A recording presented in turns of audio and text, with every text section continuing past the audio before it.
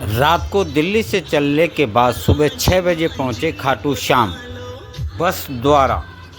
सभी भाई बहन नहा धो के एकदम फ्रेश हो गए हैं। अब जा रहे हैं खाटू धाम श्याम बाबा के मंदिर में। सभी भगवत प्रेमियों व संत महात्माओं का आओ चले मंदिर की ओर से सादर नमन। आओ चले मंदिर की ओर, आओ चले उस दिव्य धाम की ओर जो हार में भी मुस्कुराने की ताकत दे, जो टूटे हुए दिलों में भी उम्मीद का एक दीप जला दे, जिसका नाम लेते ही भक्त की आत्मा पुलकित हो जाती है। खाटू वाले श्याम जी कलयुग के साक्षात देवता हमारे श्याम बाबा। भाइयों और बहनों, आप बहुत देवताओं के मंदिर गए होंगे और देखे होंगे, पर खाटू धाम में कुछ अलग ही बात है। वहाँ का पानी, वहाँ की हवा, वहाँ की मिट्टी, वहाँ की खुशबू सब श्याम रंग में रंगी होती है। लेकिन क्या आपने कभी सोचा है कौन है ये श्याम, कहाँ से आए हैं, क्यों लाखों लोग अपने दुख दर्द लेकर उनके श्री चरण में आते हैं? ये सब कुछ जानिए इस वीडियो में। ये बात है महाभारत के युद्ध के समय की, जब कुरुक्षेत्र का युद्ध अपने अंतिम चरण में था। वीर घटोत्कच रणभूमि में असुरों की तरह दुश्मनों को निगल रहा था। कौरव पक्ष थरा गया। तब कर्ण ने मजबूर होकर अपना दिव्य अस्त्र निकाला और उसे चला दिया। यह वह दिव्य अस्त्र था जो कर्ण को सिर्फ एक बार उपयोग करने के लिए मिला था और वह उसे अर्जुन के ऊपर चलाना चाहता था, परंतु उस दिन उसने उसे घटोत्कच पर चला दिया और घटोत्कच मारा गया। अब बात आती है घटोत्कच के पुत्र बर्बरिक की। बर्बरिक भीमपुत्र नाग वंश के एक महान योद्धा, बचपन से ही अद्भुत पराक्रमी। माँ हिडम्बा ने उसे सिखाया था हमेशा हारने वाले के साथ देना। जब उसने महाभारत के युद्ध की बात सुनी तो उसने यह निर्णय लिया कि मैं वहां जाऊंगा और युद्ध में जो भी हार रहा होगा उसका साथ दूंगा। 3 बाण थे उसके पास। यह 3 बाण बर्बरिक ने शिव जी की कठोर तपस्या करने के बाद में प्राप्त किए।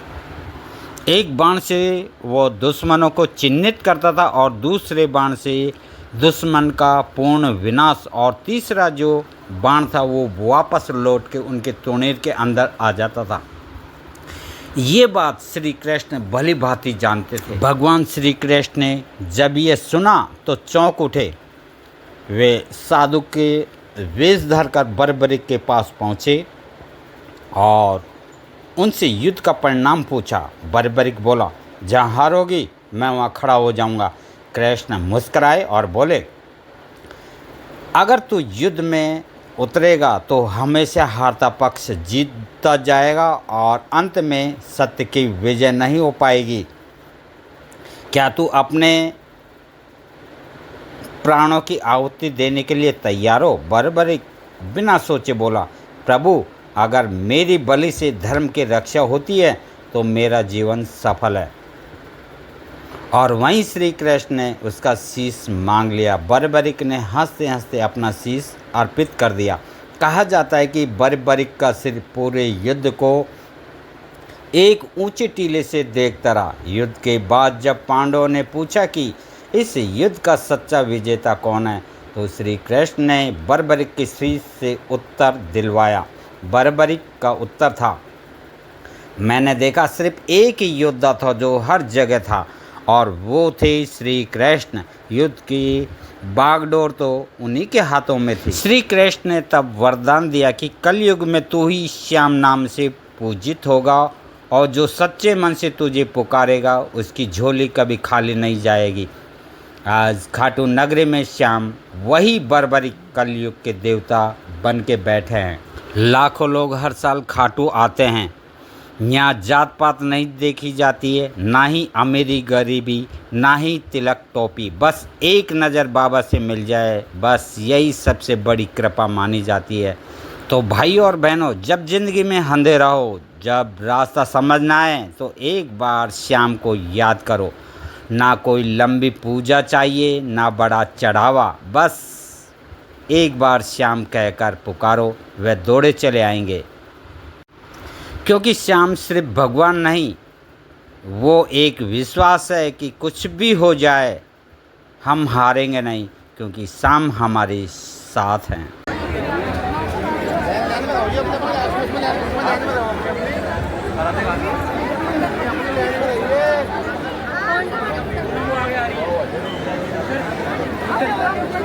बोलो खाटू श्याम की, बोलो खाटू नरेश की।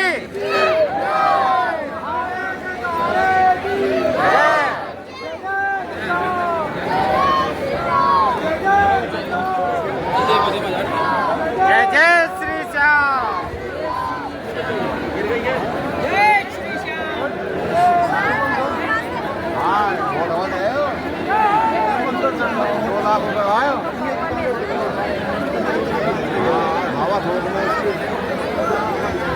ऐसे पड़ेगा तो मंदिर पड़ेगा बस, ये मंदिर ही सामने है। नहीं बड़े तो गई सामने मंदिर नहीं है, हैं? अरे कुछ नहीं है, 10 लाइन बना दी है मंदिर रोड में।